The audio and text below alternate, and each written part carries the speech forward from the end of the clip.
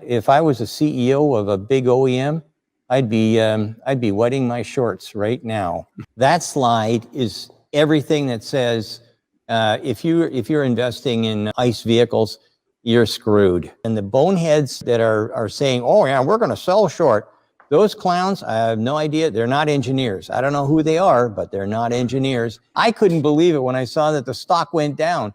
That thing should be skyrocketing. That should be to the moon. Are you kidding? What you just heard was the gospel of according to EV. Hey everyone, welcome back. And today I have kind of a public service announcement, especially to you guys who watch me, because I care about you and I appreciate you. And I want you to be on the boat with me when the flood comes, the money boat, aka the right investment. If you are to watch the media or read YouTube comments, you would think that Tesla's battery day went poorly. At least the stock market reflected that for a bit. I'm here to tell you that what they said that day, it was very, very technical and a lot of it went over my head.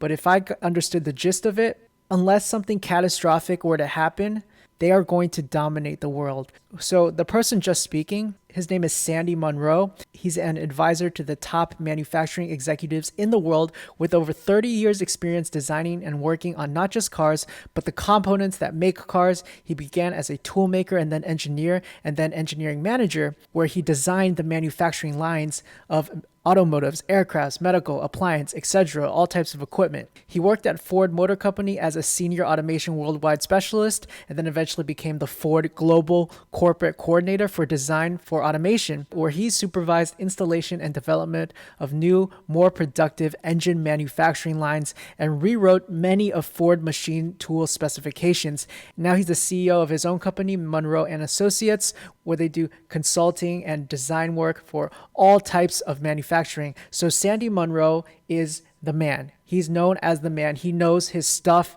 He has a very technical background. He's been in the business for years. People in the highest levels of the industry trust him and value his judgment. So when he is saying this kind of stuff, you need to take it seriously, more seriously than your friend that thinks Elon Musk is weird, more seriously than the CNBC analyst that thinks, oh, it was kind of a letdown, wasn't it? Well, yeah, because nobody understands what they're doing. I don't even understand what they're doing, but you just have to dig a little further or listen to somebody that actually knows what they're talking about.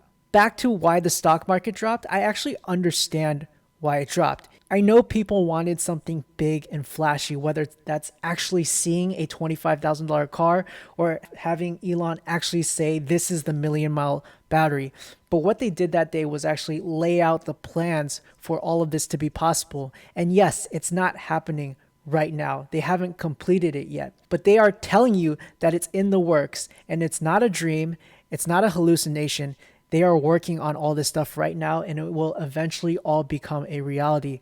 I think people expect Elon to be a magician. And he kind of is. The fact that he was able to build a spaceship that launched into space and then came back down and landed on like a small landing pad, that is amazing.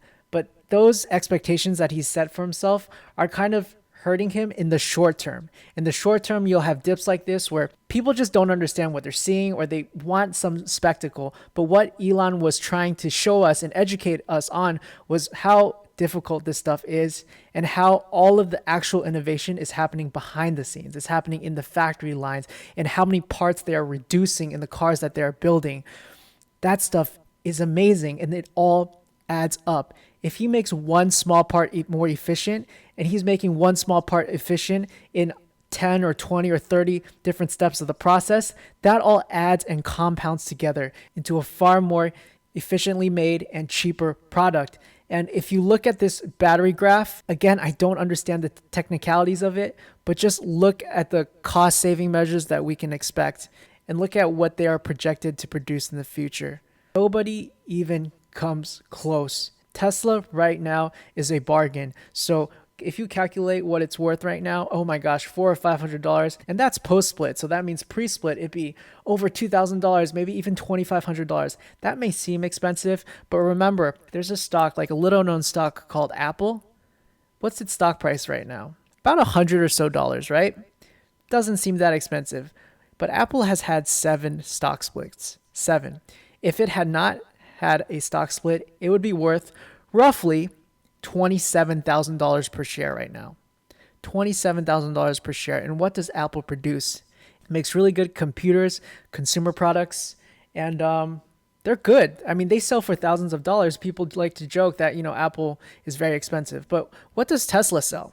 Tesla sells cars for a starting price of about $37,000 for the Model 3 right now, and all the way up to premium cars. So we have Tesla that is, I don't even think this is debatable. They are on track to be the number one automaker in the world, especially because we all want an EV future. That is also pretty much agreed upon.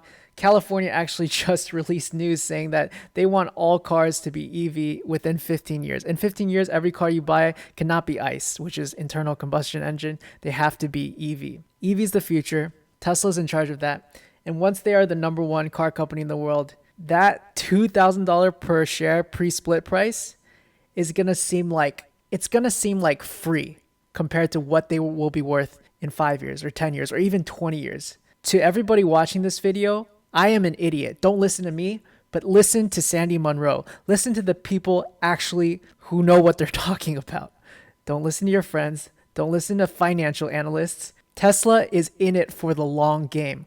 All of the innovation that they're doing right now is setting them up to dominate the long game versus other companies that were just dragging their heels and trying to make the most money each year to hit their profit marks. If they truly cared about the long-term game, they would have done all this development that Tesla is doing, but they didn't because they were on top for so long and ICE engines were fine. It took somebody like Elon, like Tesla, to come along and push everything forward.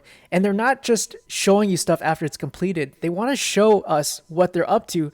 It's almost like to give the other companies a fighting chance, but it's not really because they're so behind. It's more like teasing them now, but they're telling us the plan. So you guys just have to look at what they're doing. It's crazy. This is the one company that now has proven themselves capable of producing very high-tech cars on a very large scale, and they are just beginning. In summary, $400, $500 might seem steep. I know a lot of you don't necessarily make that much money, but if you are considering investing in an EV company, this is like investing in 10, 15 different startups.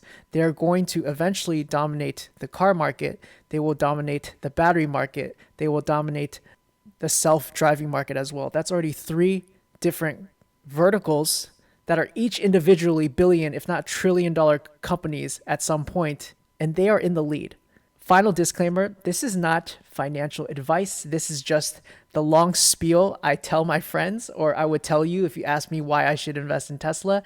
At the end of the day, I cannot predict the future, but this is just my best guess based on what I know now. The bearish case scenario for Tesla would be if something, and this is just my opinion, something very bad happens maybe with their AI and people die or there's a factory accident. That could really hurt the share price. But that kind of scenario could affect any other company that's trying to push the envelope forward. But that is something I want to note. They're not a bulletproof company, but based on everything they have right now, I think they are just too far ahead. They're just too far ahead.